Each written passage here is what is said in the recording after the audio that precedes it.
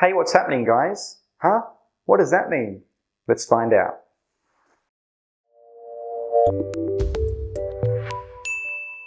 If you want to speak English like a native speaker, it's very important to know many phrases you can use in many situations. Learning new phrases also makes speaking English more fun because you have more ways to express yourself and express your personality.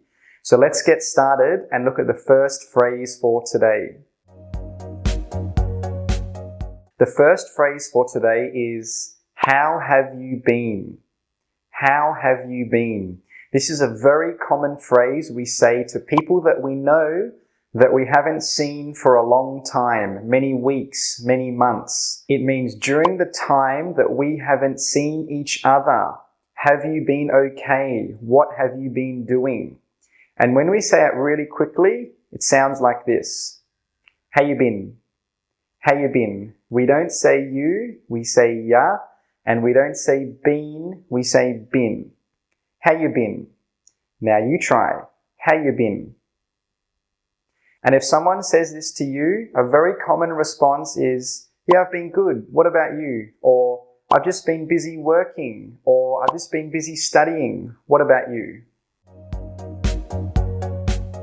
The second phrase is, what's happening? What's happening? This is a very common phrase used between friends. It's a little bit informal, so you probably shouldn't use it at work. It can mean many things. What are you doing? How's your day been? What are you doing today? And when we say it really, really quickly, it sounds like this.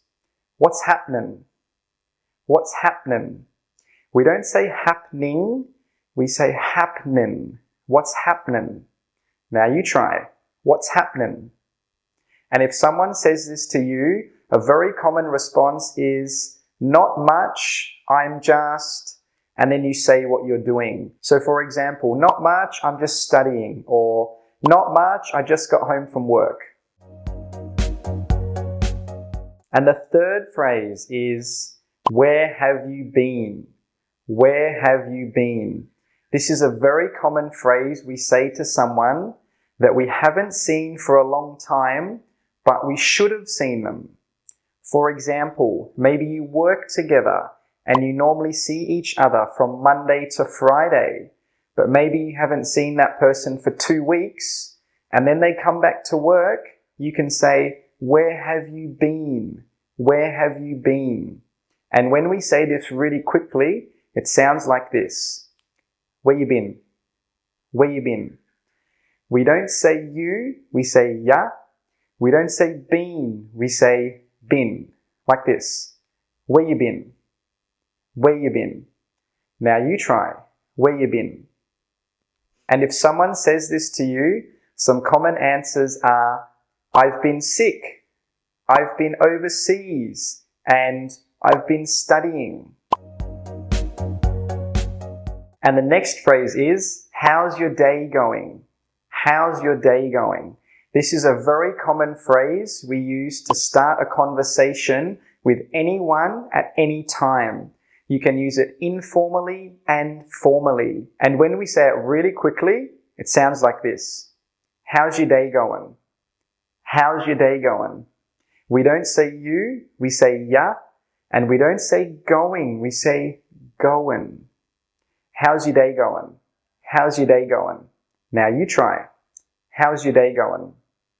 And if someone says this to you, some very common responses are, yeah, not bad. What about you?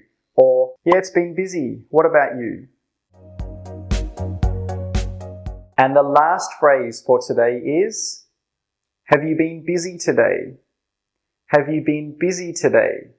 This is also a very common phrase to start a conversation with anyone at any time. It can be used formally and informally. But when it's said really, really quickly, it sounds like this. Been busy today? Been busy today? We don't say have you, and been becomes been.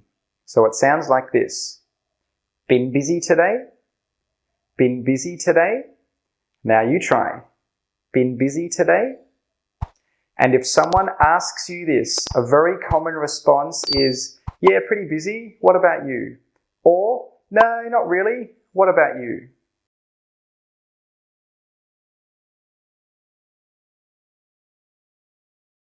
What's up guys, my name is Shane and in today's video you are going to learn some of the most common kitchen vocabulary and how to say those words like a native speaker. And make sure you watch until the end of the video because there will be a quiz to see how many words you can remember. Are you ready? Let's go. This is a cutting board. Cutting board. I know it's spelt with a T, but when we pronounce it, we actually use a D sound. Cutting board, cutting board. And you can also call this a chopping board, chopping board. This is a colander, colander. 3 sounds, colander, colander. This is a measuring jug, measuring jug. The S in this word is pronounced the same as in the word television. Television, measuring, measuring, measuring jug. This is a pot, pot. When we say this word, we stop the air with that final T sound. We normally don't say pot, no, we say pot, pot. This is a pan, pan, pan. This is an egg flip, egg flip. With that final P sound, we stop the air from coming out. We don't say flip, no, we say flip, flip, egg flip. This is a spatula, spatula, spatula. The T sound is actually pronounced as a CH sound. Spatula, spatula. These are tongs, tongs. When we talk about tongs, we sometimes need to use the word pair. For example, I am holding a pair of tongs. We don't say I am holding a tongs. This is a plate, plate. With that final T sound, we stop the air from coming out. We don't say plate, no, we say plate, plate. This is a bowl, bowl, b-o-w, bowl. This is a glass, glass, g-l-a-s, glass, glass. This is a cup, cup. When we say this word, we stop the air with that final P sound. We don't say cup, no, we say cup, cup. This is a fork, fork, fork. This is a knife, knife. The K in this word is silent. That means we don't pronounce it. So when we pronounce this word, it's knife. These are spoons, spoons. Normally, smaller spoons like this are called teaspoons, and bigger spoons like this one are called tablespoons. Teaspoon, tablespoon. Did you know there is a word to describe these 3 things? It's called cutlery, cutlery. So for example, if you go to a restaurant and you don't have a knife, a spoon and a fork, you can say, "Excuse me, could I have some cutlery please?" Cutlery. This is a toaster, toaster, toaster. It's used to make toast. This is a scales, scales, scales. It's used to weigh things. This is a blender, blender, blender. It's used to make things like smoothies and milkshakes. This is a jug, jug. You can also call it a kettle, kettle. It's used to boil water.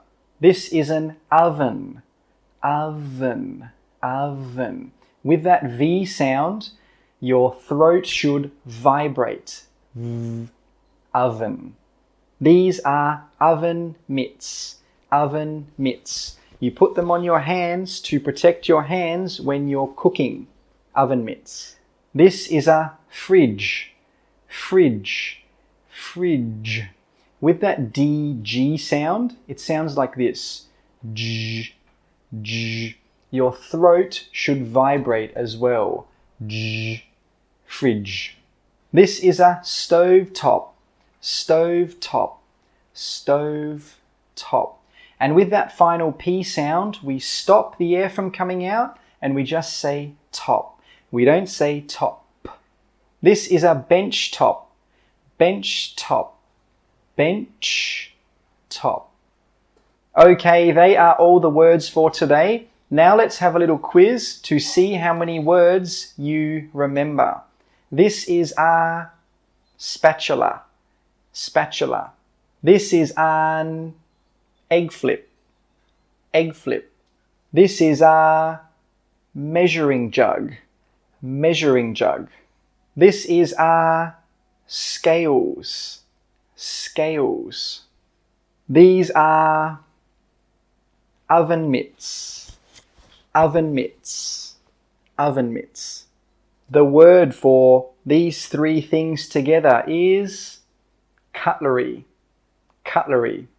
This is a pair of tongs. Tongs.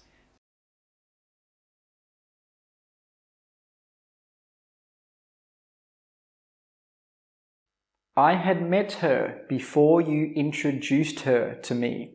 What does this mean? What am I talking about here? Past, present, or future? Which event happened first? Let's find out. I had met her before you introduced her to me. This is a past perfect sentence.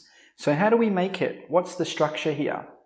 Well, we have I, the subject, then we have had, and then we have a past participle, met. Pretty easy, right? What about if the subject is he, she, they? Do we have to change had or the verb? No, we don't. We can say he had met, she had met, it had met, they had met, John and Paul had met. Now, just a little pronunciation tip, because if you've been watching my channel for a long time, you know that I love pronunciation and I think it's very important to learn if you want to speak English like a native speaker. Most native speakers don't say I had. They will say I'd. He had? No. He'd. She had? No. She'd. They had? They'd. We had? We'd. So just remember, normally when you're using the past perfect, we normally don't say the word had, we say I'd, she'd, he'd, they'd. Okay, and what about negatives? I had met her. How do we turn this into a negative? We can say I had not met her. I had not met her. And this is the same with all subjects. He had not met her. They had not met her. The dogs had not met her. And another little pronunciation tip. Normally we don't say not, we just say hadn't. He hadn't met her. They hadn't met her. John hadn't met her. The dogs hadn't met her. What about if we want to make a question with the present perfect? For example, he had met her. We can say, had he met her? So we just swap the subject and the had around. He had becomes had he. Same with all subjects. She had met her. Had she met her? They had met her. Had they met her? I had met her before you introduced her to me. What are we talking about here? Past, present, or future? Past. When did I meet her? In the past. When did you introduce her to me? In the past. But what happened first? Did I meet her first, or did you introduce her to me first? I met her first. So this is one of the main uses of the past perfect. We use it to talk about two things that happened in the past, but we want to show that one thing happened first. We want to emphasize one thing happened first.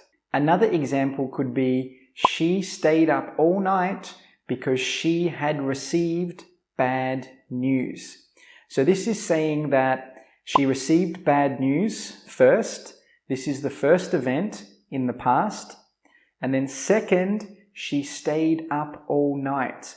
This is the second event. We want to emphasize that the bad news happened first and then she couldn't sleep. She stayed up all night.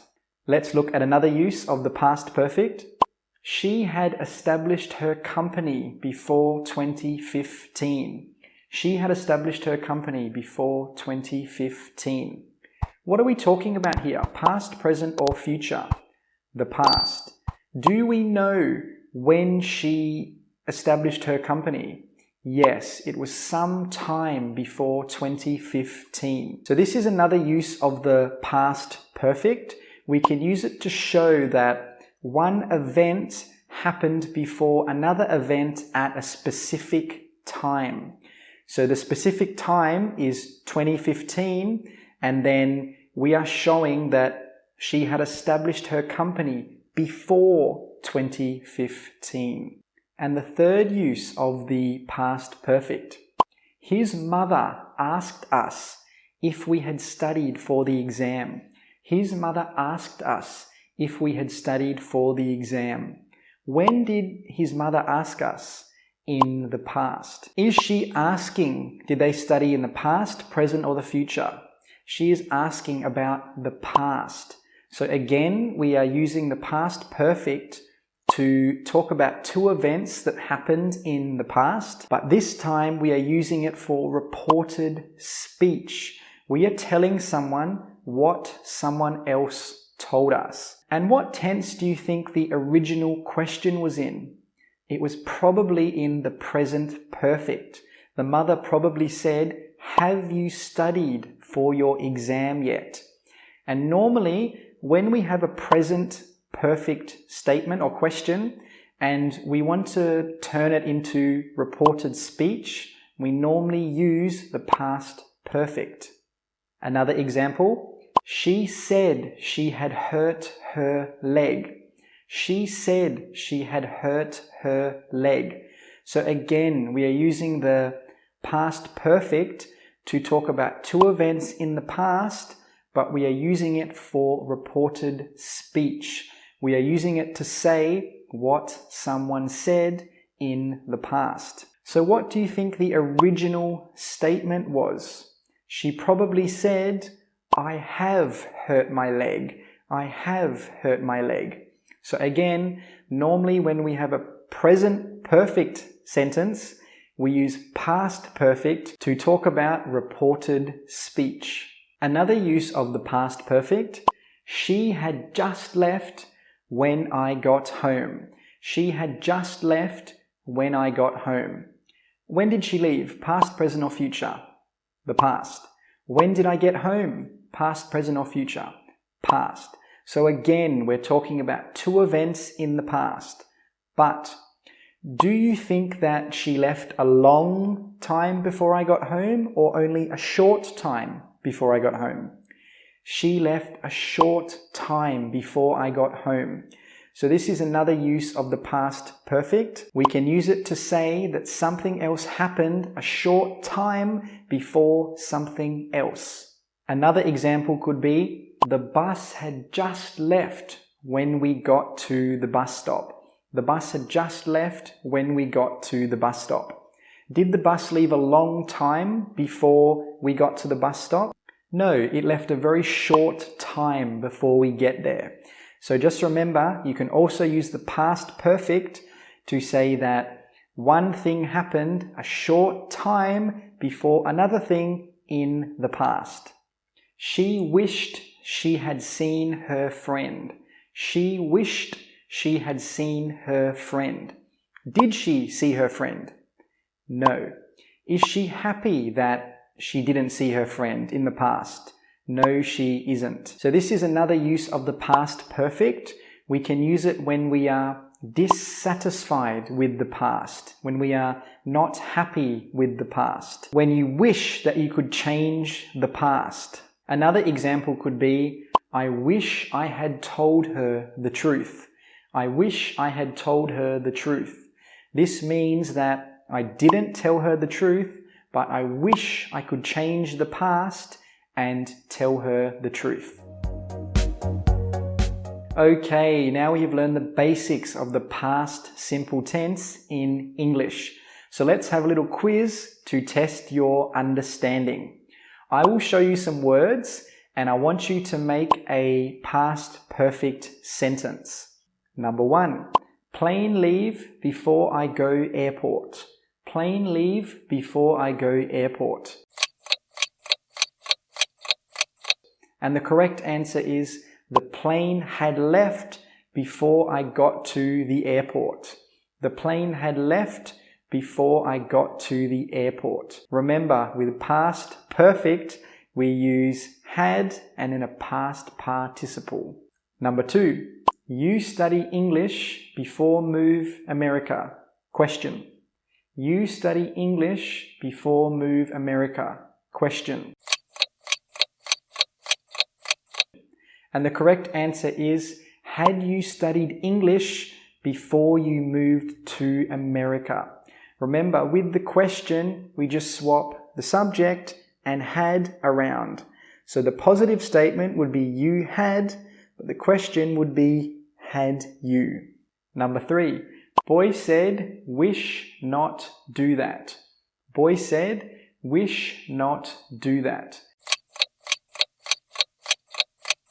And the correct answer is, the boy said he wished he hadn't done that.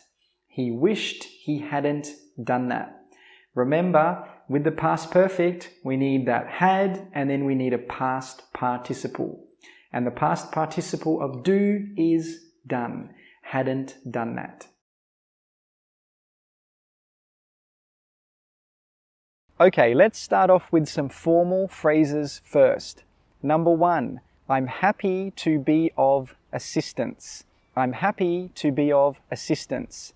This means I feel good to help you. I am happy to help you. This phrase is very formal and not normally used between friends. Let's pretend you work in a call center and you're on the phone to one of your customers and you spend 10 minutes helping him. When you finish helping him, he says to you, "Thank you so much for your help." You can say, I'm happy to be of assistance. This is very polite and very professional.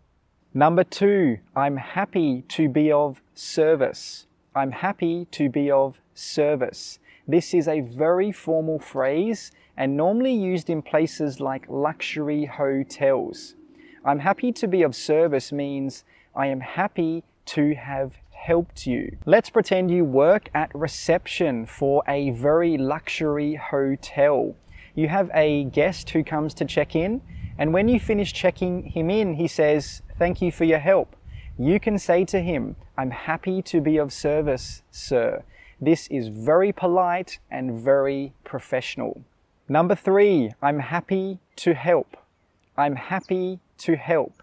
This is also another formal phrase. Let's pretend you work in a shop and your job is to help customers. One day you have a customer and you spend 10 minutes helping him select the product which is right for him. And after you finish helping him, he says to you, "Thanks for all your help today." You can say, "I'm happy to help." I'm happy to help. This is a very polite way to say, "You're welcome." Okay, now let's look at some informal phrases. Number 4, no worries. No worries. No worries means it's not a big problem. It's nothing to worry about. This is a very informal phrase and it's normally used in casual situations between friends and family. For example, let's pretend you help your dad with something and when you finish helping him, he says, "Thanks." you can say back to him, no worries.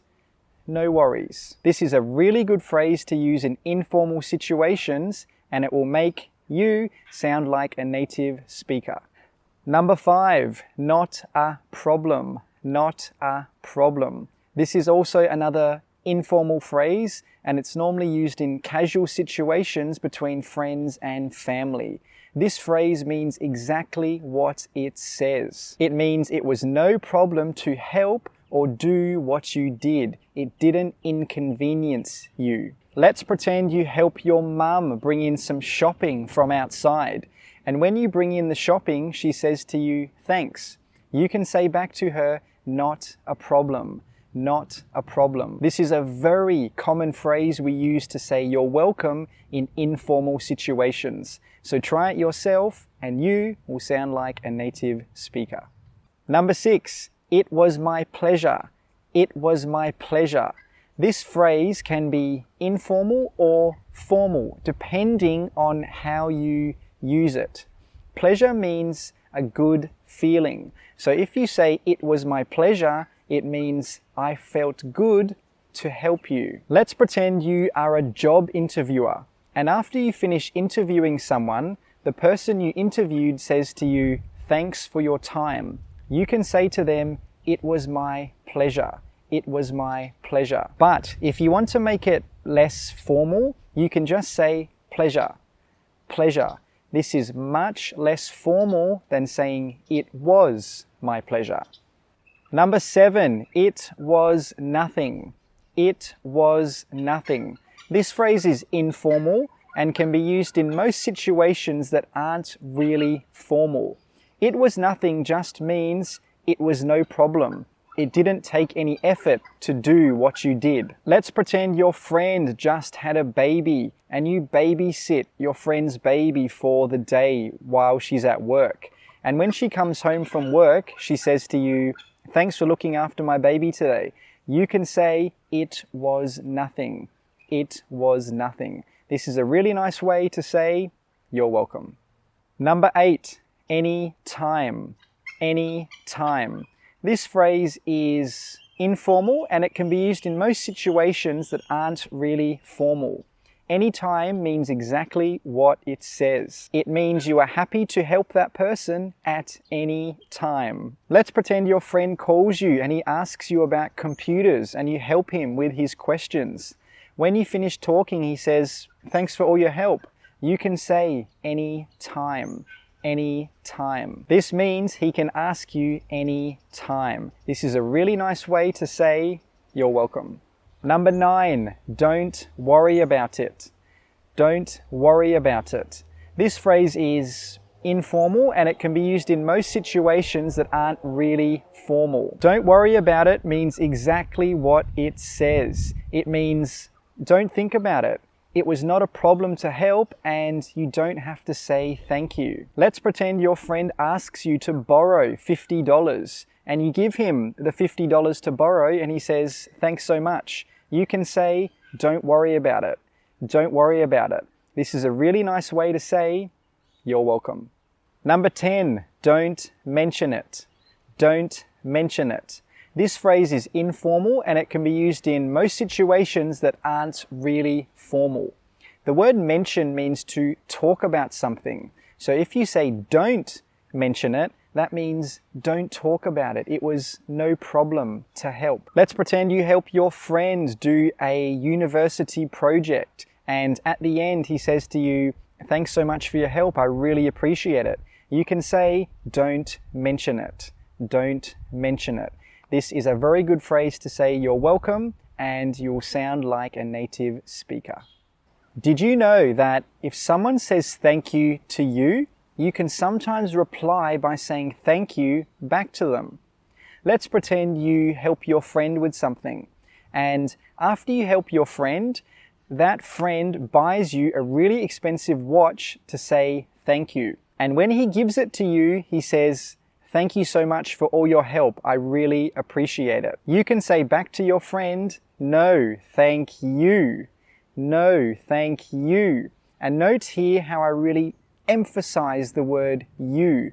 I don't say no, thank you. I say no, thank you. So remember, if you use this phrase, make sure you emphasize the you. And the last phrase for today is you are welcome. Huh? But Shane, you said you were teaching us different ways to say you're welcome. Well, listen again. I said you are welcome. When we say this, we really emphasize the are. You are welcome, not you are welcome. So try this phrase if you really want to put some energy into your speech. Okay, they are the 12 phrases for today. But before we finish the lesson, let's have a little quiz to see how much you remember. Are you ready? Let's go. Number 1, you work in a very expensive hotel. You help your guest with something and your guest says to you, "Thanks for all your help." What can you say back? Well, you can say one of the formal phrases that we learned today, such as, "I'm happy to be of service," or "I'm happy to be of assistance." Number 2, what does "don't mention it" mean? Mention means to talk about something. So if we say "don't mention it" to say "you're welcome," it means it was no problem. You don't have to thank me. Number 3, what does the phrase "it was my pleasure" mean?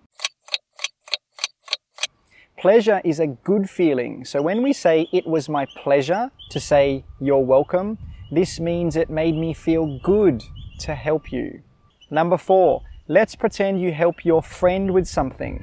Your friend says thank you, and you want to let your friend know that your friend can ask for help whenever he needs help.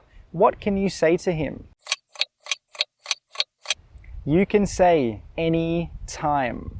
Any time. Last question, question number 5. What are 3 ways you can say "you're welcome" in an informal way?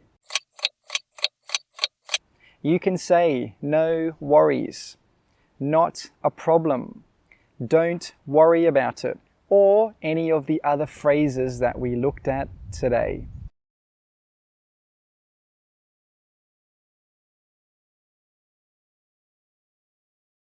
Yeah, call it off.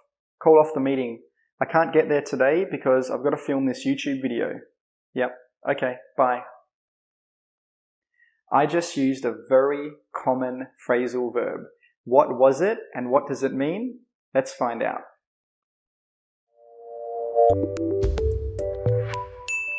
A phrasal verb is a phrase which normally contains a verb and a preposition. A verb is an action word, a doing word. For example, eat, drink, sleep. A preposition is a word which shows the relationship between 2 words. For example, under or on. And when we use phrasal verbs, we use them in the same way that we use other verbs.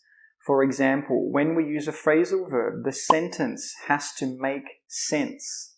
Some phrasal verbs have the verb and the preposition together. For example, fall down. Other phrasal verbs have the verb, a noun, and then the preposition. For example, turn the TV off. And when you use phrasal verbs, you still have to think about the tense, just the same way as when you use normal verbs. For example, she turned the TV off. This is a past simple sentence, so we need to use a past tense verb, turned. She turns the TV off. This is a present simple sentence, so we have to use a present verb. The first phrasal verb is bring up. Bring up. This phrasal verb normally has 2 common meanings, so let's look at the first meaning. He always brings that up when he's angry. He always brings that up when he's angry. And if you notice here, there is a word between bring and up. Brings that up. So what do you think bring up means in this sentence? Bring up in this sentence means to talk about, to talk about a certain subject. So when this person is angry, he always talks about a certain subject. What does he bring up? He brings that up. That's why we have to have that in between bring and up. Brings that up. Brings it up. Brings her up. Let's have a look at another example. She brought up her new job last night. When did this happen? In the past. How do we know? Because the verb has been changed to a past tense form.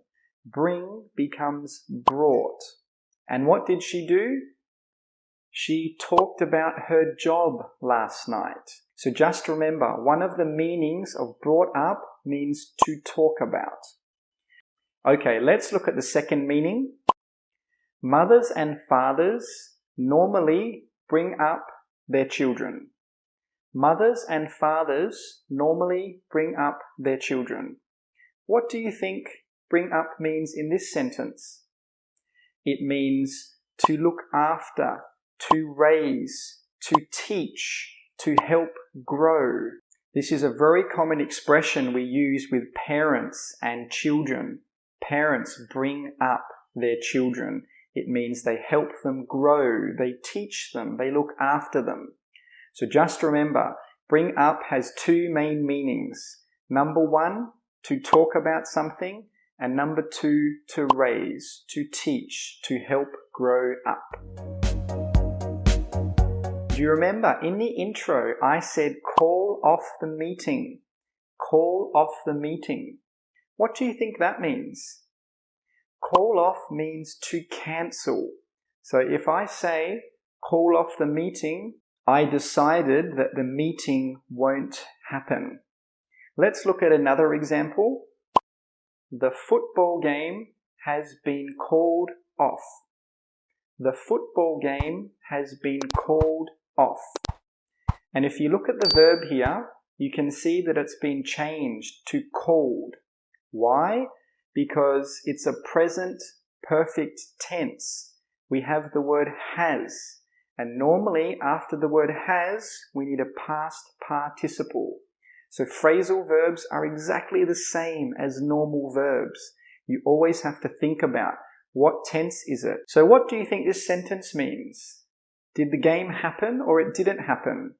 It did not happen. Why? Because it was cancelled. So just remember, call off normally means to cancel something. And the third phrasal verb for today is calm down. Calm down. So what do you think calm down means? What does calm mean? Calm means to relax, to not worry about something. And down means down, right? To go down. So calm down is something we say when we want someone to relax, to not worry about something. So if anyone you know is excited, angry, upset, you can say to them, calm down. It means you want them to relax. You want them to not worry about anything. Let's have a look at an example of how we use it in a sentence. She calmed him down last night.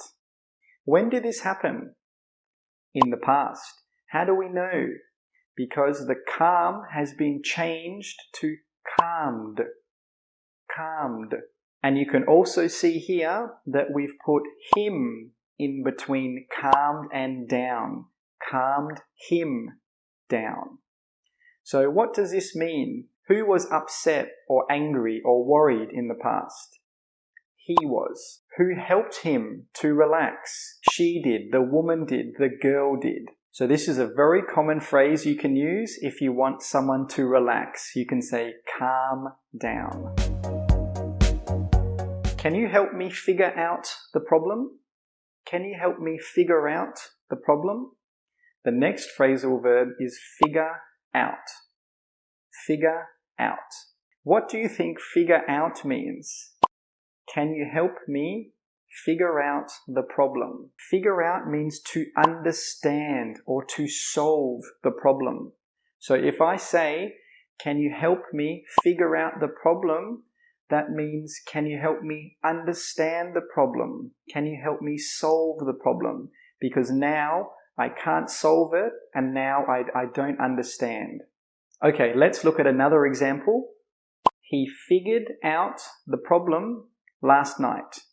He figured out the problem last night. You can see again that we have changed the tense of this phrasal verb from figure to figured. So now we know this sentence happened in the past. What did he do? He solved the problem. He fixed the problem. Now he understands the problem. So this is another very common phrasal verb you can use. If you don't understand something or you can't solve a problem, you can say, I can't figure it out. And the last phrasal verb is keep on plus verb ing. Keep on plus verb ing. Let's have a look at an example. He keeps on telling me that I need to learn English. He keeps on telling me that I need to learn English. What do you think it means? Is it past, present, or future? It looks like it's a present simple sentence, so it's probably a habit, something that happens all the time. So what does keep on mean? Keep on means doing something again and again and again, doing something continuously many, many times. So this sentence means he has told me many, many times you need to learn English. He's doing it now and he still hasn't finished. Let's look at another example. He kept on going to the beach. He kept on going to the beach. You can see here that we changed the tense again. It's not keep, it's now kept. So this action is finished. We know it happened in the past. So what does this sentence mean? It means in the past, he went to the beach many, many times, again and again and again. He did it continuously many, many times. Is he doing it now? No, he isn't. How do we know?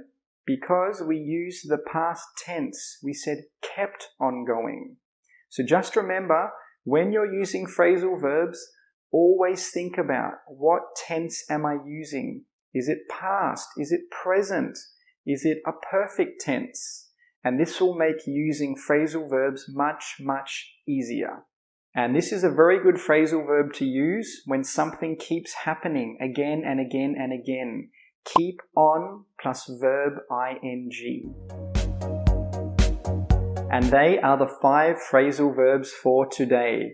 Now, we're going to have a little quiz to check your understanding of the meaning of these phrasal verbs. I will show you a sentence and there will be 3 possible answers as to the meaning. I want you to tell me what is the correct meaning. Let's have a look at the first sentence. Why is he always bringing that up?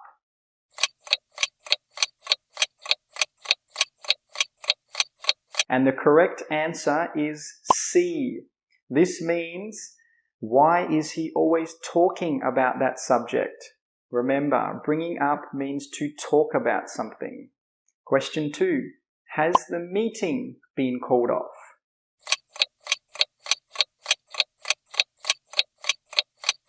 The correct answer is B. This means, has the meeting been cancelled? Has it been cancelled yet? And why do we use called instead of called? Because we have a perfect sentence. We are using the word has, and normally after has, we need a past participle. Okay, let's look at question number 3. He just won't calm down. He just won't calm down.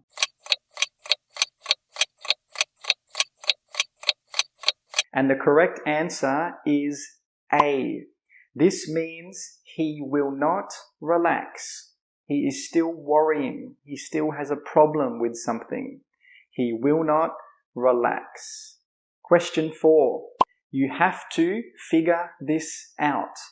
You have to figure this out.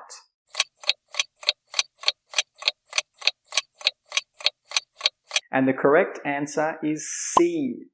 This means you have to understand the problem. You have to solve the problem or to fix the problem.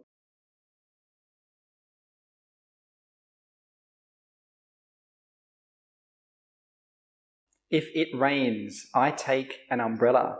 What does this mean? Past, present, future? Let's find out.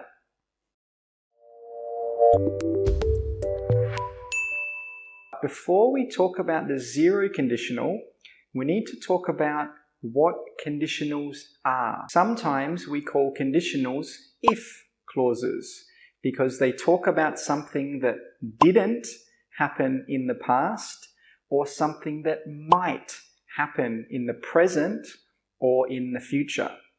Conditionals normally have two parts. The first part is the if clause or the condition. The second part is the consequence. Consequence means a result of an action.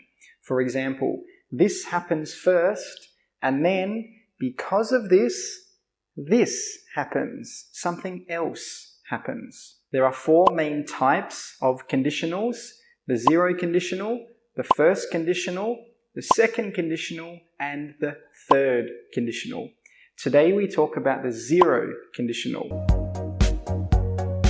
Let's look at our example from the intro. If it rains, I take an umbrella. If it rains, I take an umbrella. What's the structure here? How do we make this? Well, first let's break it in half. It rains. It rains. What tense is this? It's present simple. If you haven't learned about present simple yet, you can watch this video right here first and then come back to watch this video about the zero conditional. And what verb do we use with the present simple? We always use a present tense verb. Run, eat, walk, drink. What about the second half? I take an umbrella. I take an umbrella. This is also the present simple. So when we make a zero conditional sentence, we need to have if plus present simple plus present simple. But I know what you're thinking. You're thinking, Shane, I have seen some people say, I take an umbrella if it rains. Is this okay? Yes, it is. You can say, I take an umbrella if it rains, or you can say, if it rains, I take an umbrella. But let's have a look at the punctuation. If it rains, I take an umbrella. You see, we have a comma after rains. But if you change it around to I take an umbrella if it rains, we don't need a comma. So just remember, if you have the if clause first, then you need a comma after the if clause. But if the if clause is second, then you don't need a comma after the first clause. Also, please note that you can say, when it rains, I take an umbrella. This is exactly the same as if it rains, I take an umbrella. Both are correct, it's just up to you what you want to say. You can also say, I take an umbrella when it rains. I take an umbrella when it rains. Or, I take an umbrella if it rains. Both are correct. It's up to you. For me, I normally say when. When it rains, I take an umbrella. And also, one more thing, just be careful when you're using the zero conditional, make sure you don't say will. So for example, if it rains, I will take an umbrella. This is not the zero conditional. This is actually the first conditional, which we will talk about in the next part of this series. If it rains, I take an umbrella. Has this happened before in the past? Yes. If it rains today, will I take an umbrella? Yes. If it happens in the future, will I take an umbrella? Yes, I will. So why do you think we use the zero conditional? We use it to talk about facts, things that are always true. We use it when one thing happens and then it causes another thing to happen. So for example, it rains and then the rain makes me take my umbrella. The rain causes me to take my umbrella. Why? Because I don't want to get wet. Now, let's look at another example. If you heat ice, it melts. If you heat ice, it melts. Has this happened before in the past? Yes. If you heat ice right now, will it melt? Yes. If you heat ice in the future, will it melt? Yes.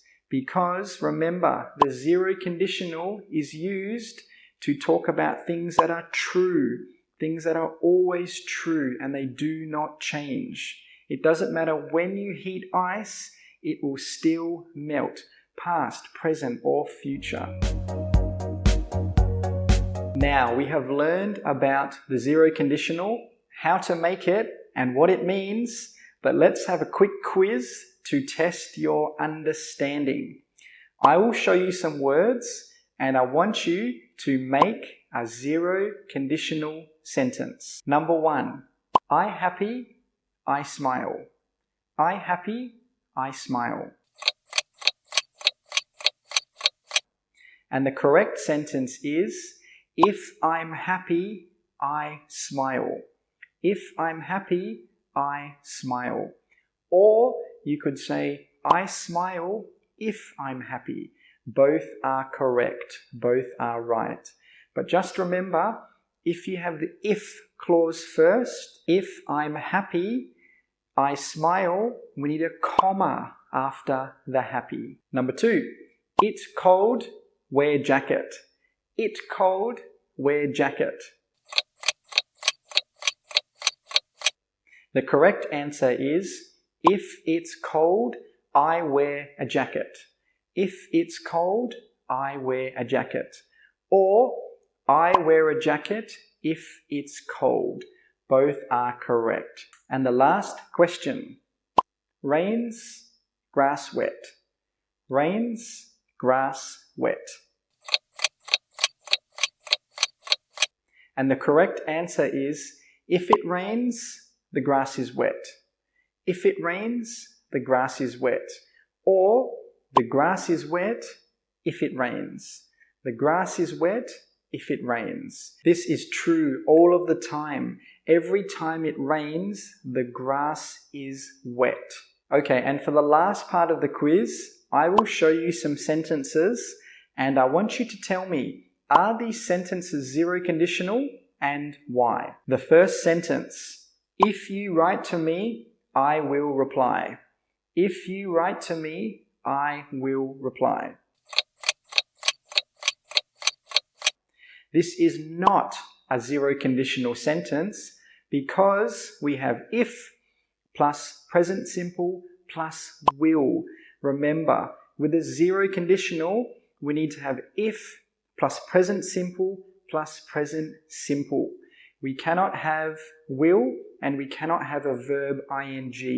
We need to have a present simple verb. Okay, and the last question for today. If you freeze water, it turns to ice. If you freeze water, it turns to ice. This is a zero conditional sentence. Why? Because we've got if, we've got present simple, and we've got present simple. So this sentence means every time you freeze water, it turns to ice. It's something that's true and it's something that will always be true. So just remember, this is why we use zero conditional, to talk about things that are always true. I think. This is one of the most common phrases in English. But did you know that there are actually many different ways to say I think? What's up guys, my name is Shane and in today's video you are going to learn 15 ways to say I think. Are you ready? Let's go. The first phrase is I reckon. I reckon is a very informal phrase which just means I think. It's used a lot in Australia and sometimes in England as well. An example sentence could be I reckon it's going to rain today. The second phrase is in my opinion. An opinion is just a thought or a belief. So this phrase just means my thought is. It's a little bit formal and it's not normally used between friends. And an example sentence could be, in my opinion, pizza is the best food in the world. The third phrase is I guess. I guess just means you're not 100% sure, but you're just saying what you think or what you think will happen. It's an informal phrase and an example could be, I guess we're going to the party tonight. This means you're not 100% sure, but you will probably go. The fourth phrase is I believe. Believe means to think that something is true. It's a little bit formal and it's not normally used in informal situations. An example sentence could be, I believe that the best way to learn English is by watching English Understood on YouTube. The fifth phrase is I feel. I feel means you have a feeling about what you think. Maybe you have no reason to think that way, but you have a feeling inside of you. I feel can be used in formal and informal situations, and an example sentence could be, I feel that 2021 is going to be a great year. Maybe you have no reason to think that, but you just have a feeling inside of you. And phrase number 6 is in my view. View means the same as opinion, but in my view is more formal than in my opinion. So this phrase is not normally used between friends. An example sentence could be, in my view, I think climate change is a big problem. The seventh phrase is from my perspective. Perspective means a way of thinking, a way of seeing something. For example, I am an English teacher and a native English speaker. So I look at English differently from someone who is learning English because I am looking at English from the eyes of a teacher. But people who are learning English are looking at English from the eyes of a learner. An example sentence could be, from my perspective, learning English to use English like a native speaker is the best way to learn. The eighth phrase is the way I see it. The way I see it means from where you are looking, how does it look? What are your thoughts and opinions on it? For example, if you're looking from here, what does it look like? What are your thoughts? If you're looking from here, what does it look like? What are your thoughts? This is a more formal phrase and it's not normally used between friends. An example sentence could be, the way I see it, it was a good decision. The ninth phrase is, it seems to me that. This is similar to the last phrase. It means, from where you are looking, what do you think? What can you see? What are your thoughts? What are your opinions? It's also a more formal phrase, and an example sentence could be, it seems to me that he is a good person. The 10th phrase is, as far as I'm concerned. This is a more formal phrase, and it just means I think or I believe. And it can sometimes be used to disagree with someone. So for example, let's pretend someone says, climate change isn't a big problem. You can say, as far as I'm concerned, it is a big problem. The 11th phrase is, I would say. This means if you ask my opinion about something, I think that. This phrase can also be used to show that you're not really sure about something. It can be used in informal and formal situations. An example sentence could be, I would say that learning English is easy. The 12th phrase is, I consider. I consider means that you have strong thoughts or feelings about something. It's more of a formal phrase and not normally used between friends. An example sentence could be, I consider eating vegetables to be very important. The 13th phrase is, from my point of view. This is similar to the phrase, from my perspective. It means, from where you are, what do you see? What do you feel? What do you think? It's a more formal phrase, and an example sentence could be, from my point of view, you can't win this game. The 14th phrase is, as far as I can tell. This phrase is used when you have information about something, and then with that information, you make an opinion about something. You look at something, and then you make an opinion about it. An example sentence could be, as far as I can tell, you're not losing weight because you're eating too many hamburgers. The 15th and final phrase is, if you ask me. This phrase means exactly what it sounds like. If you ask me, I think that. This phrase can be used in informal and formal situations. And an example sentence could be, if you ask me, that dress looks good on you.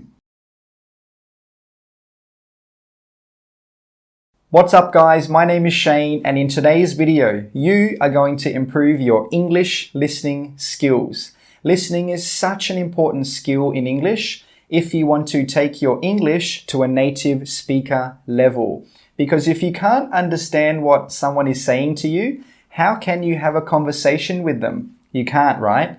So in today's video, you are going to listen to 3 stories. For each story, you will hear the story read at native speaker speed.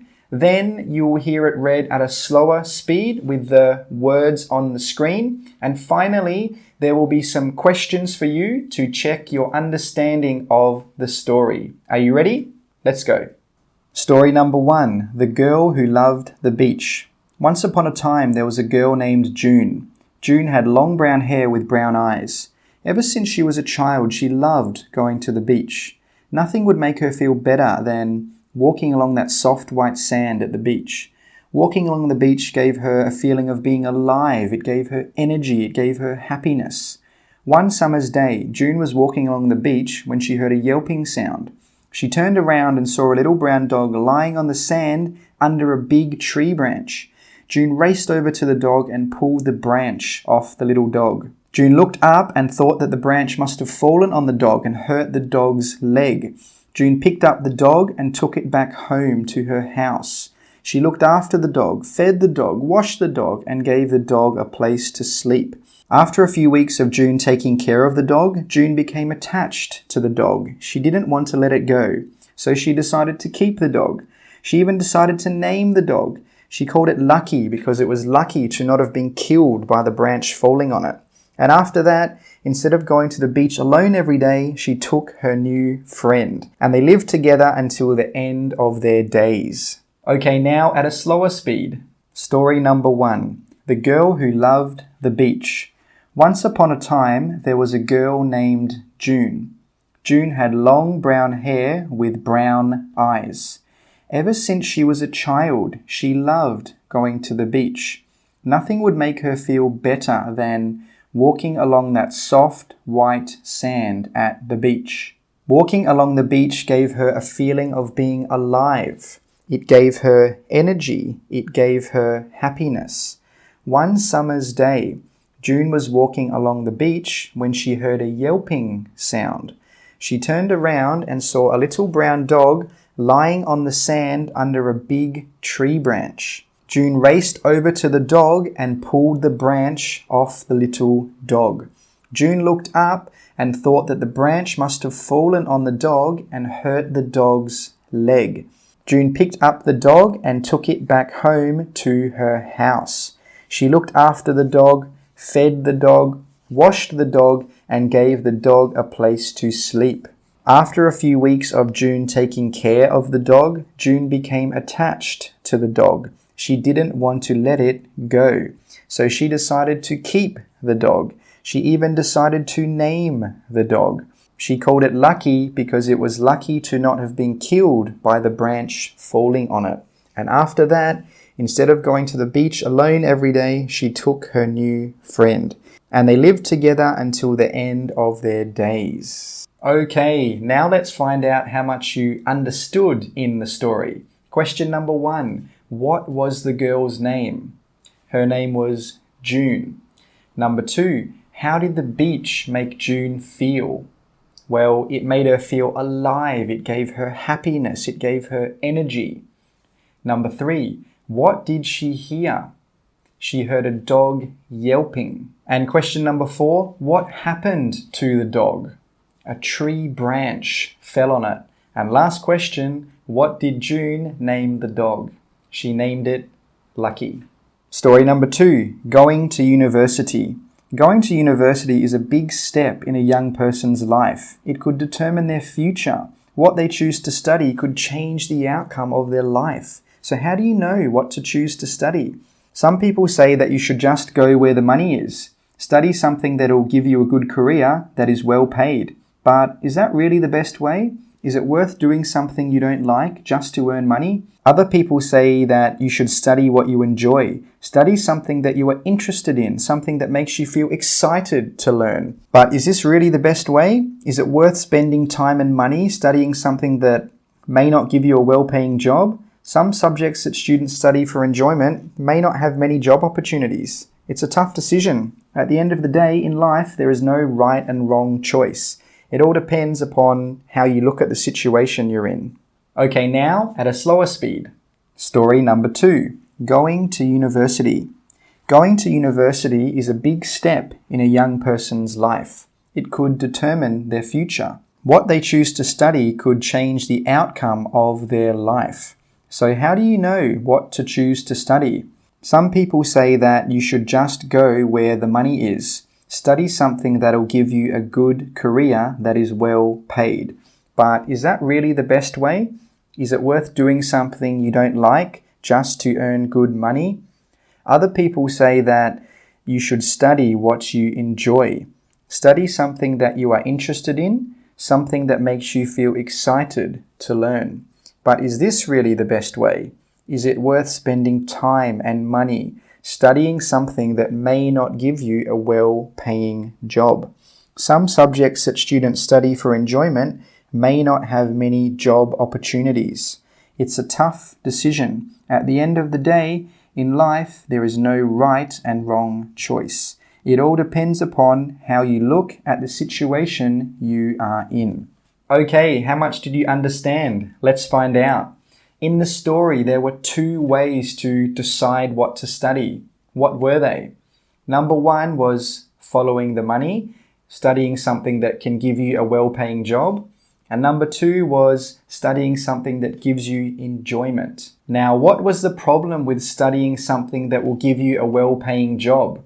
The problem was that you might not enjoy it. What was the problem with studying something that you will enjoy? The problem was that you might not be able to find a well-paying job. Story number 3, a man talking about his printer. I just bought a printer, but I don't know where to put it. I want to put it in the study with my computer, but I don't know where to put it. I could put it on the table next to my computer. That might make the table too cluttered. I don't like it when the table is full of stuff. You need to have room to put things, right? Okay, what about on the table next to the window? That might be better. But wait, I'll need to get an extension cord because the cord from the printer won't reach the computer. I guess I could do that, but I don't like long cords running across the room. Hey, wait, what about on the cabinet next to the computer? The cabinet is big enough and then the cord can reach the printer. Yeah, that might be better.